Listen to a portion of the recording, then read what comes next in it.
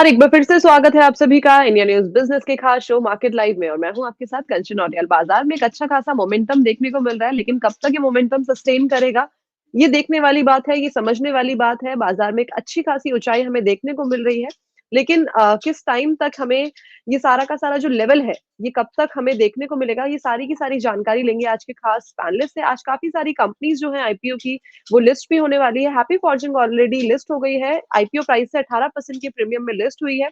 इसके बारे में भी जानकारी लेंगे और शुरुआत करते हैं मार्केट लाइव की। मिलवाते हैं आज की खास पैनलिस्ट से। स्वागत करते हैं आलोक दहिया जी का। नमस्कार सर, स्वागत है आपका शो में। नमस्कार कंचन जी, और नमस्कार सारे दर्शकों को भी। नमस्कार सर। हमारे साथ जुड़ चुके हैं सुहास फ्रूट वाला जी। नमस्कार सर, स्वागत है आपका शो में। Good morning ma'am. Good morning sir. और हमारे साथ जुड़ चुके हैं अविनाश गोकलानी जी। नमस्कार सर, स्वागत है आपका शो में। Good morning sir, thank you all for joining us. और जैसे हम देख रहे हैं कि बाजार का मूड एक अच्छा खासा दिख रहा है हमें, और सेम यही सिनेरियो हमने लास्ट वेंसडे भी देखा था। उसके बाद हालांकि हमने एक लॉन्ग वीकेंड मनाया है, सैटरडे संडे और मंडे का, और आज हम वापस से वेंसडे के पास पहुंच गए हैं और देख रहे हैं कि जो मोमेंटम है वो सेम है। आज भी जिस तरीके के चार्ट पैटर्न्स लास्ट वेंसडे थे, उसी तरीके के चार्ट पैटर्न्स हमें भी देखने को मिल रहे हैं। अब जानने वाली बात यह है कि सेकेंड हाफ में, जैसे पिछली बार पिछले वेंसडे बाजार हमें एक नीचे जाता हुआ दिखा था, आज भी वो सेम ट्रेंड फॉलो करेगा या आज हमें बाजार में कुछ नई चाल देखने को मिलेगी?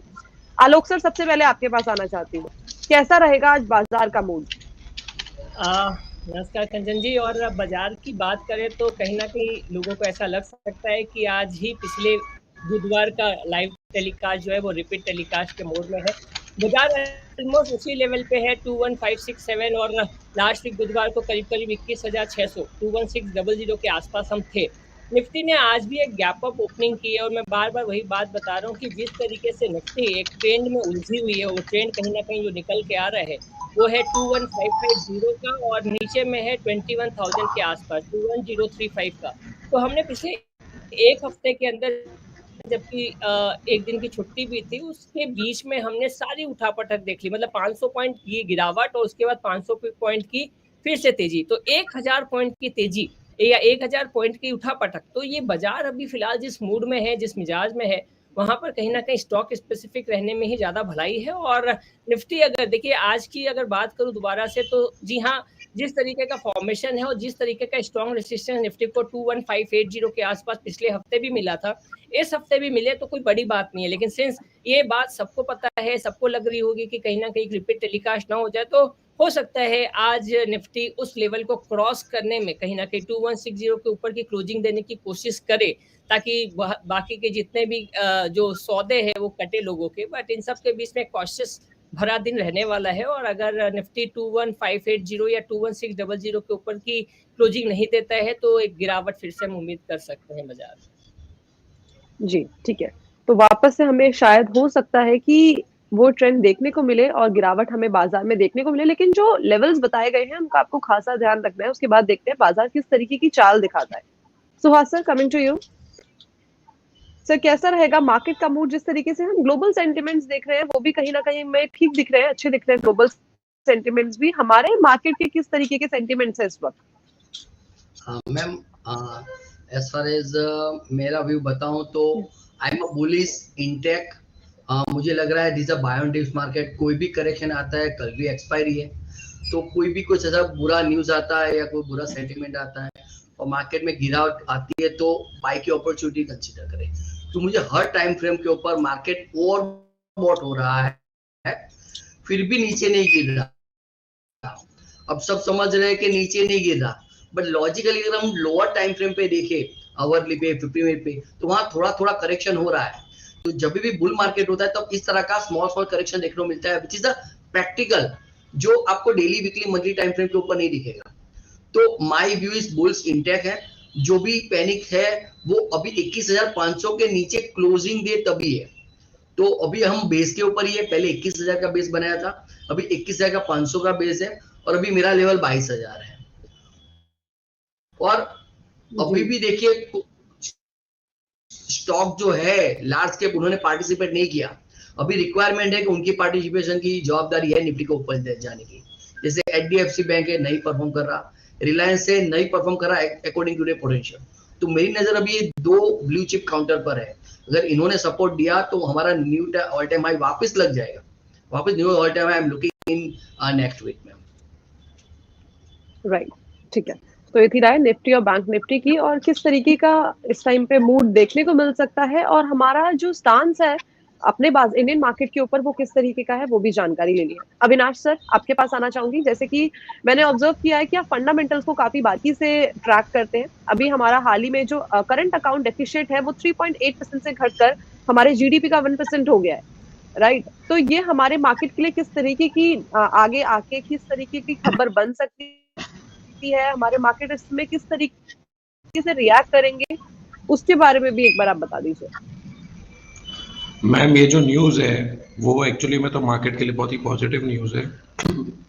उसमें जैसे कि हम देख रहे हैं कि जिस तरीके से हमारा ऑयल इंपोर्ट जो कम हुआ है वो एक बहुत बड़ा बेनिफिट रहा है हमारे लिए। और दूसरा एक जो हमारा बहुत बड़ा एक इंपोर्ट था वो था गोल्ड, जिसमें आफ्टर 2014-15 के बाद जब ये गवर्नमेंट आई पावर में तो they started with sovereign gold bond, और काफ़ी सारे इन्वेस्टर अभी सोवरेन गोल्ड बॉन्ड के थ्रू गोल्ड का एक्सपोजर लेते हैं। तो थोड़ा गोल्ड का भी एक इंपोर्ट हमारा कम हुआ, क्रूड का भी कम हुआ है बिकॉज ऑफ रशिया से हमने क्रूड लिया है। और जो हमारा आईटी सेक्टर है वो बहुत बड़ा आज की तारीख में एक्सपोर्ट बिल बन गया है हमारे लिए। मतलब आप समझिए कि किंगडम ऑफ सऊदी अरेबिया का जो वर्ल्ड का क्रूड एक्सपोर्ट है उससे ज़्यादा हमारा आईटी एक्सपोर्ट हो गया है आज की तारीख में। तो that is bigger than kingdom of Saudi Arabia's oil export. और दूसरा हमारा जो फॉरेन डायस्पोरा है ऑल अक्रॉस दी वर्ल्ड, हमारे जो इंडियंस हैं एनआरआईज है वो काफ़ी हर कंट्रीज़ में फैल गए हैं, वहाँ से रेमिटेंस काफ़ी आता है। जियोपॉलिटिकली हम काफ़ी इंटीग्रेट हो चुके हैं ऑल अक्रॉस दी वर्ल्ड। तो वो जो फंड्स हैं उसके हिसाब से करंट अकाउंट डेफिसिट हमारा काफ़ी नीचे आया है इस बार। पॉजिटिव न्यूज़ है मार्केट के लिए। ओवरऑल जो मार्केट भी है, जो हमारा पहले भी स्टांस था, जो मिड कैप स्मॉल कैप जो तेज़ी से चल रहे थे, लार्ज कैप थोड़ा लैगर्ड था। अभी लास्ट 2 वीक से लार्ज कैप थोड़ा परफॉर्मेंस करने लगा है। HDFC बैंक और रिलायंस और सब वापस, आईटी सेक्टर वापस फ्लेवर में आ गया है, फार्मा सेक्टर फ्लेवर में आ गया है। तो उसके हिसाब से इंडेक्स को काफ़ी सपोर्ट मिल रहा है। ये सीरीज़ के लिए तो मुझे इतना कोई वरीज नहीं है, बट 2024 के फर्स्ट हाफ में मेरे को थोड़े वरीज लग रहे हैं, जो मुझे लगता है क्योंकि जब भी ऐसा जब रैली आती है हम न्यू हाइज बनाते हैं, और यूएस मार्केट भी इतना हाई रिटर्न दे चुका है ईयर टू डेट में, तो वो नेक्स्ट ईयर थोड़ा खराब होता है। Next year we are going into election year, America में भी इलेक्शन ईयर है, तो थोड़ा नेक्स्ट ईयर के लिए कॉशियस रहना चाहिए। बाकी एज ऑफ नाउ कोई इश्यूज नहीं है मार्केट को लेके। डिप आवे तो बाय करें, उसको यूज करें, और स्टॉक स्पेसिफिक जितना हो सके उतना अच्छा है, अच्छी कंपनी में इन्वेस्ट करें तो बेटर रहेगा। जी, ठीक है। तो फंडामेंटली इस टाइम पे जो स्टांस है वो अच्छा है, लेकिन कुछ मेजर चीजें हैं जो हमें ध्यान में रखनी चाहिए। एक स्ट्रैटेजी है जिसको हमें डायरेक्टली फॉलो करना चाहिए, ठीक है।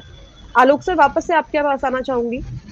सर, जैसे कि हम देख रहे हैं कि इंडिया के अंदर मेड इन इंडिया को काफी ज्यादा सपोर्ट किया जा रहा है। इसके साथ ही साथ जो वोकल फॉर लोकल है, इस थीम को भी काफी ज्यादा सपोर्ट किया जा रहा है। हम मान सकते हैं कि कहीं ना कहीं पिछले कुछ सालों में हमारी इकोनॉमी में काफी ज्यादा इन चीजों की वजह से, इन स्कीम्स की वजह से काफी ज्यादा हमें स्टेबिलिटी देखने को मिली है। इलेक्शन की तरफ हम अप्रोच कर रहे हैं, आपका क्या स्टैंड है कि इलेक्शन में हम किस तरीके से, अगर रिजल्ट में कुछ ऊपर नीचे होता है तो हमारा मार्केट किस तरीके से रिएक्ट करेगा?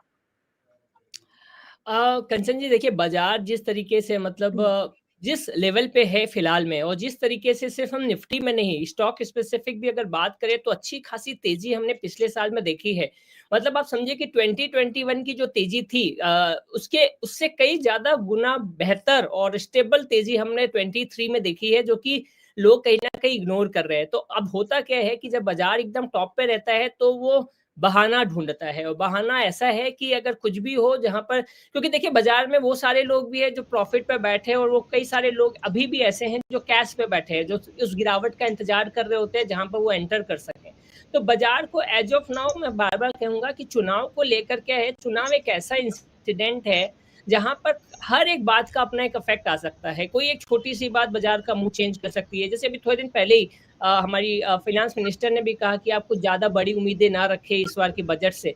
तो ऐसी कई बातें, इसलिए हम स्टॉक स्पेसिफिक होने की बात कर रहे हैं, क्योंकि अब यहाँ पर पॉपअप्स आएंगे के सेक्टर्स को लेकर आए दिन कुछ अनुमान लगेंगे कि गवर्नमेंट इस सेक्टर को लेकर कुछ बड़ा प्लान ला सकती है, उस सेक्टर को लेकर कुछ बड़ा प्लान ला सकती है, और उस बीच में हम कहीं ना कहीं स्टॉक स्पेसिफिक, हम आज की भी बात करें तो आज आपको भारतीय एयरटेल में भी एक तेजी दिख रही है, हिंडाल्को में भी एक तेजी दिख रही है, और टीवीएस मोटर में भी एक अलग लेवल की तेजी दिख रही है। तीन सेक्टर से है और तीनों में एक बढ़िया मोमेंटम हमें आज देखने को मिल रहा है। तो रिजल्ट जो है वो अब कहीं ना कहीं चुनाव वाले फैक्टर से डिस्काउंट हो जाएंगे, और चुनाव वाले फैक्टर्स पे ही अभी सबका फोकस रहेगा, क्योंकि देखिए सारी बिजनेस के लिए कहीं ना कहीं अगर हम जितने भी टाइप के फंडामेंटल एनालिसिस की भी बात करें तो पॉलिटिकल फैक्टर अपने आप में एक बड़ा फैक्टर होता है। पॉलिसीज बनती हैं, पॉलिसीज का इम्पैक्ट आता है, और उस इम्पैक्ट से बिजनेस में इफेक्ट आता है, और अमूमन लास्ट वो इफेक्ट जो है वो हमारे शेयर होल्डर्स के पॉकेट पे ही पड़ता है। तो ऐसे कंडीशन में अभी जो बड़ा ट्रिगर है, बड़ा फैक्टर है, वो चुनाव को लेकर है, और चुनाव को लेकर ही हमें थोड़ी सावधानी बरतनी चाहिए। अदरवाइज इंडियन इकोनॉमी की बात करें, चाहे वो, मैं आपको एक एकदम रिसेंट एग्जांपल देना चाहूँगा, 25 दिसंबर का किसी भी मॉल में खालीपन नहीं था, एकदम भीड़ थी। चाहे आप किसी मॉल की बात करें, चाहे स्टोर्स की बात करें, चाहे विदाउट ऑफर्स के भी माल बिक रहे थे। ये जो लोगों के अंदर प्रोपेंसिटी टू कंज्यूम है वो बड़ा है। आप विश्वास करिए, एक बार आप ही के शो पर आप लोगों ने डेटा शेयर किया था कि नॉर्मल कार के बदले एसयूवी कार्स की बिक्री बढ़ी है। तो ये कहीं ना कहीं दिखा रहा है कि हमारी इकोनॉमी अंदर ही अंदर मजबूत है। ये एक ऊपर की बातें पॉलिटिकल ग्राउंड पे हो या किसी भी ग्राउंड पे हो कि हम अच्छा फील नहीं कर रहे, फील गुड फैक्टर नहीं आ रहा है, बट वो लोगों के बीच में तो हमें वो फील गुड फैक्टर दिखाई दे रहा है। ये मैं मेरी अपने एनालिसिस की बात कर रहा हूँ कि लोगों के पास पैसा है, लोग खर्च करना चाहते हैं, लोग जिंदगी जीना चाहते हैं, और इसका इफेक्ट हमारे जीडीपी पे भी पड़ेगा, और वो अगर जीडीपी पे भी पड़ेगा तो हमारे इंडियन इकोनॉमी पे पड़ते हुए वो हमारे स्टॉक मार्केट पे तो निखर के आएगा ही।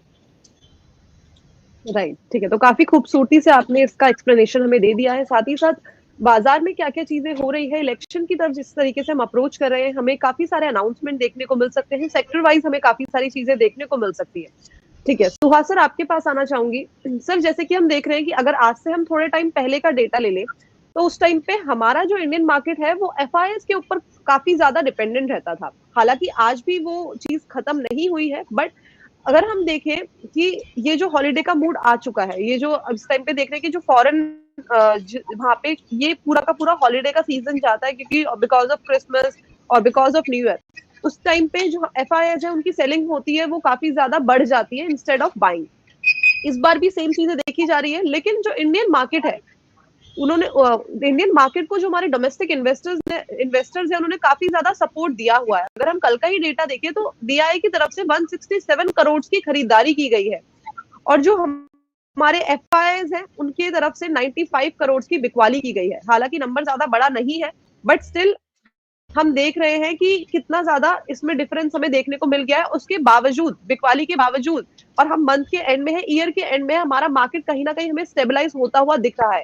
तो अब हम ये मान सकते हैं कि आने वाले कुछ सालों में हम ये भी बोल सकते हैं कि चाहे हॉलिडे मूड आए, एफआईएस की तरफ से बिकवाली आए या फिर ना आए, हमारा जो इंडियन मार्केट है वो उसी लेवल पे रहेगा जहां पे उसे रहना है। Yes ma'am, you are right. आप तो बताया, जो डेटा दिया वो बहुत सही है। हम ऑलरेडी आत्मनिर्भर हो चुके हैं। पहले एक ओल्ड सेइंग थी, कहा जाता था कि दिसंबर मींस गो अवे, मार्केट में माल बेच के निकल जाओ। और अभी आप देख रहे हैं क्रिसमस भी खत्म हो गया और हमारा मार्केट अभी भी ऑल टाइम हाई के आसपास ही है। वो सिर्फ हमारी स्ट्रेंथ दिखा रहा है, रिटेलर की स्ट्रेंथ दिखा रहा है, डीआई की स्ट्रेंथ दिखा रहा है, म्यूचुअल फंड का 17,000 करोड़ का मंथली इन्फ्लो उसकी स्ट्रेंथ दिखा रहा है। तो अभी सिंपल है, डीआई के डेटा के ऊपर फोकस करिए, एफआई के डेटा पे कम फोकस करिए, क्योंकि अभी हमको लगा है वर्ल्ड हमको फॉलो कर रहा है, हमारे इकोनॉमिक डेटा को फॉलो कर रहा है। और आपने ऑलरेडी बताया करंट अकाउंट डेफिशिएट, जो अविनाश जी ने बताया, बहुत इंपॉर्टेंट पैरामीटर है। अगर कोई भी बंदा कोई भी कंपनी में इन्वेस्ट करेगा तो पहले वो देखेगा कि कितना आ रहा है, कितना जा रहा है, राइट ना।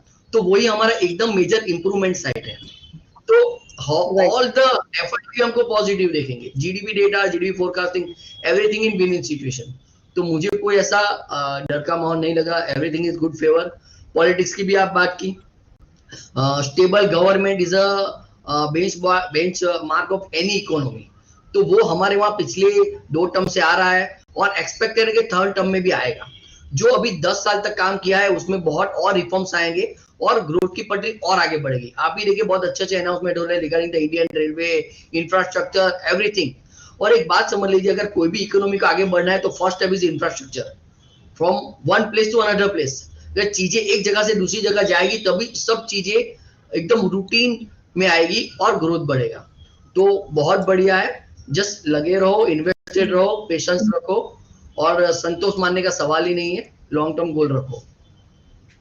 जी ठीक है, तो आपको लॉन्ग टर्म गोल के नजरिए से बाजार में सस्टेन रहना है। साथ ही इंडियन इकोनॉमी ऐसी नहीं है जहाँ पे सिर्फ ग्रोथ देखी जाए, यहाँ पे देखी जा रही है सस्टेनेबल ग्रोथ, जिसके लिए कई सारे पैरामीटर्स पे काम भी किया जा रहा है। अभी जो हाल ही में खबर आई है कि जो हमारी सरकार है वो ग्रीन सीमेंट के ऊपर काफी ज्यादा फोकस कर रही है कि आने वाले टाइम पे ग्रीन सीमेंट को काफी ज्यादा बढ़ावा दिया जा सके।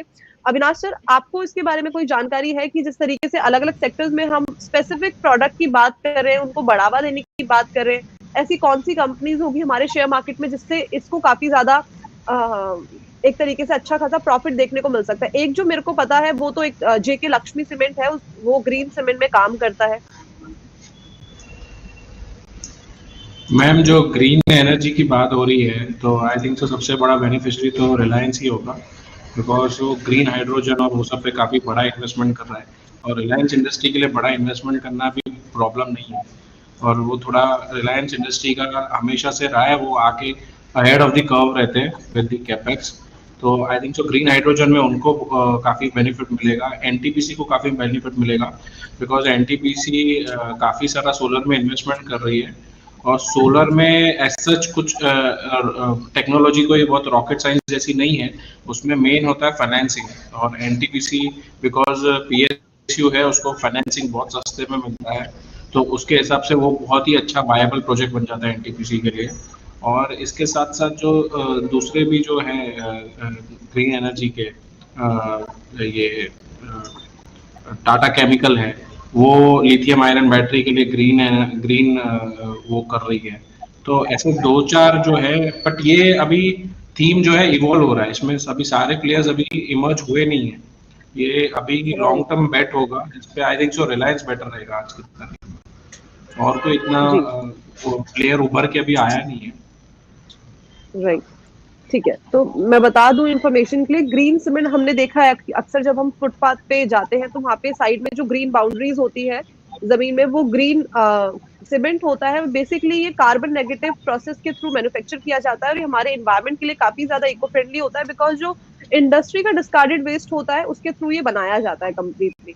तो एक ही सस्टेनेबल ग्रोथ को बढ़ावा देने के लिए काफी ज्यादा अच्छा है। साथ ही साथ सर ने बता दिया है कि कौन सी इंडस्ट्रीज इसके लिए आने वाले टाइम पे हमें अच्छा प्लेयर बनते हुए देखने को मिल सकती है, किस कंपनी में इस चीज की जो प्रोडक्ट्स है वहां पे इसका मैन्युफैक्चरिंग होता है। ठीक है, तो ग्लोबल मार्केट के बारे में, हमारे मार्केट के बारे में हमने सारी जानकारी ले ली है, ए टू जी। हमने डीआई की बात करी जाए, चाहे हमारे निफ्टी बैंक निफ्टी की बात करी जाए, मेजर इंडाइसेस की, वो जानकारी ले ली है। अब जानते हैं कि जो स्टॉक स्पेसिफिक अप्रोच हमें रखनी है वो कौन से स्टॉक्स के अंदर रखनी है, कौन से स्टॉक्स को अपने पोर्टफोलियो में रखना चाहिए, ना तो सिर्फ इस साल के लिए, बिकॉज इस साल को खत्म होने के लिए कुछ ही दिन बचे हैं, अगले साल भी जो हमें एक अच्छा खासा प्रॉफिट देते हुए जाएंगे।